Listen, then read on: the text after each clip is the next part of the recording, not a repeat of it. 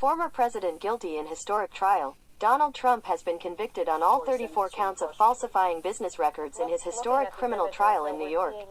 Donald Trump's convoy driving down the road, and both sides of the road packed with people there.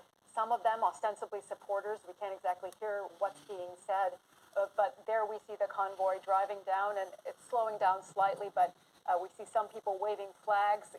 One American flag I see, I can't see what the others are waving at the moment, but here it is after this historic moment, seeing Donald Trump convicted on all 34 counts of falsifying business records. And as we're taking a look at this, Anne-Marie, just take us through again what these 34 counts were and how the jury came to this. Yeah, I mean, basically, it was one action, but what they did is there was a separate count for each of the entries and checks and so on.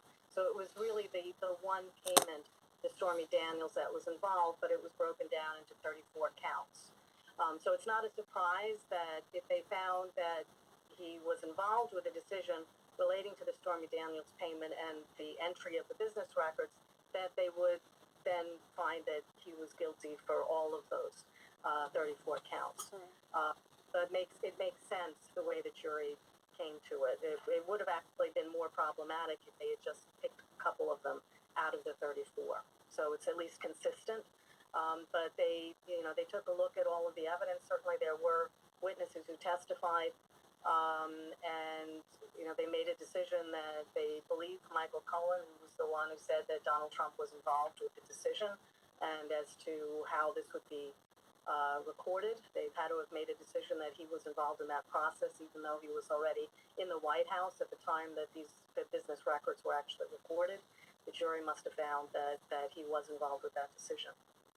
As we're watching this convoy continue in Manhattan, we do have our reporters who were inside the courtroom throughout the entire trial, just looking at some of the notes that they've been putting on our live page about that moment that Donald Trump was found guilty. Our reporter Kayla Epstein wrote that after several moments of almost unbearable silence, you heard the court officer's voice rang out, and she asked the jury to read the verdict. And as the wave of guilty verdicts washed over Donald Trump, he sat motionless at the defense table. At each guilty, he did not flinch or react physically. And for those watching, Kayla writes here that it felt like the air had turned to stone. We can imagine that must have been an incredibly dramatic moment. Here we see Donald Trump's car as it's driving here. And I want to bring in also Temidayo Aganga-Williams, former senior investigative counsel for the House Select Committee to investigate the January 6th attack.